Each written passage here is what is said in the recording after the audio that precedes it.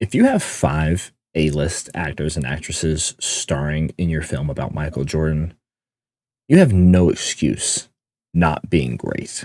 A shoe is just a shoe. Until my son steps into it.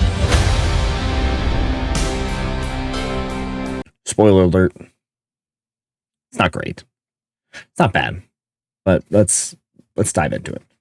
First, quick synopsis. No spoilers. Movies about Nike signing Michael Jordan and the adventures that Sonny Vaccaro went on to make that happen. Let me be the first to say it was interesting. I knew a little bit of it because I watched The Last Dance and provided me a good bit of context, so I knew what I was getting into. But this dramatic telling of it was actually pretty enjoyable. In reality, there's not much to leave the mind to. Everyone knows Nike signs with Michael Jordan, but it's interesting. Let me first shout out to the script writer. I don't know his name, and I'm probably going to say a few things that are a little off here, so apologies. But supposedly, this guy saw The Last Dance, then came up with like his first script ever, wrote the script, pitched it to Ben Affleck, or gave it to Ben Affleck somehow, and then Ben Affleck took it from there and made this movie. So shout out to that guy, because that's a hell of an idea, and obviously, hopefully a profitable one for him. Let's start with the pros. We mentioned the actors and actresses, so we have some big ones. Obviously, Ben Affleck, Matt Damon, Viola Davis, Marlon Wayans, Chris Tucker. Those are like the five off the top of my head. Obviously, some pretty serious talent right there. The dynamic duo in Ben and Matt, like, props. And they all do well. It's very apparent when you watch movies with good actors and actresses just how good they are at their craft. Because you can tell when a movie's like a B-list movie. But they do a good job. I will say, nothing exceptional, but very good acting. No awards will be won. It was good. Especially Viola Davis. I think she, probably had a pretty tough role to fill, and she did a great job. Same with Matt Damon. I think he actually was a great embodiment of the character. He was, jovial and, lighthearted, just gregarious in like all the right ways. I'm going to interject here on one con. Ben Affleck's wig or toupee, whatever the hell it is, was awful. I know he was supposed to look like Phil Knight, and he did a little, but oh my gosh, the wig was so bad. So bad. Anyway, okay, on to the other pros. Film set in the 80s, right? Michael Jordan's going into the NBA.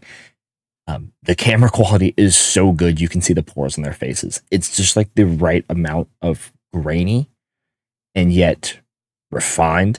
And there's so many close shots of people's faces, and they do a phenomenal job. It is gorgeous. Gotta give them credit where credit's due.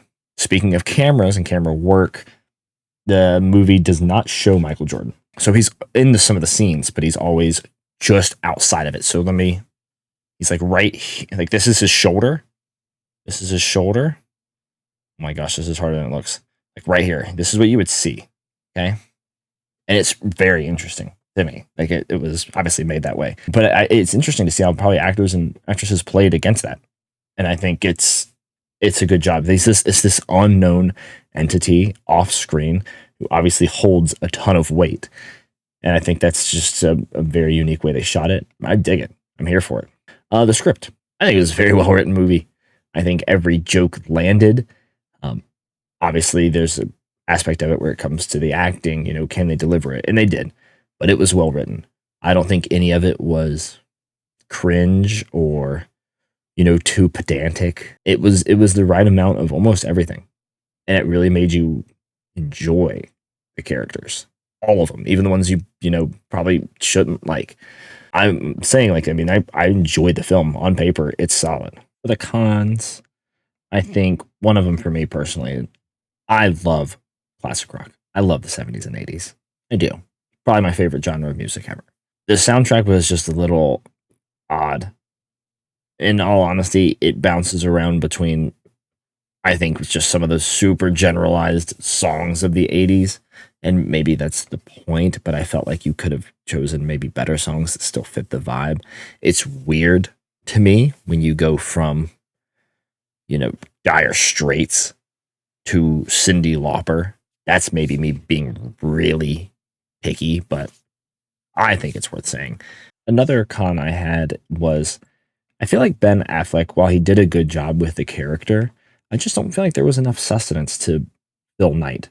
They're conveying this experience as one of the biggest, if not the biggest thing that's ever happened to Nike, right? Nike is Air Jordan.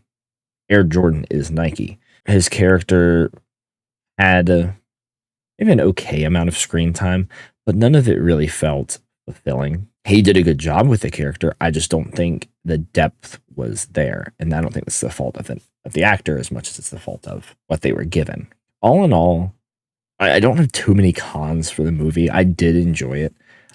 I try not to be biased. I really do, but I'm a little biased because it's just a sports film. But as a self-proclaimed movie critic, I think I'm going to give this one like a 7. It doesn't do anything exceptionally well besides, how beautiful the footage is. But it's not bad in anything.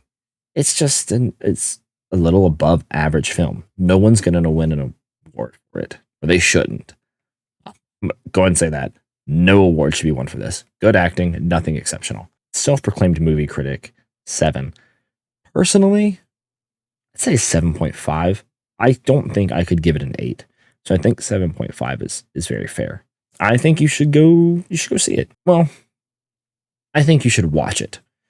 You don't necessarily have to see it in theaters. You're not getting any great experience by going to theaters and seeing this. Your real experience is just going to be watching it. So watch it, don't watch it. Yeah, I don't care. You do what you want.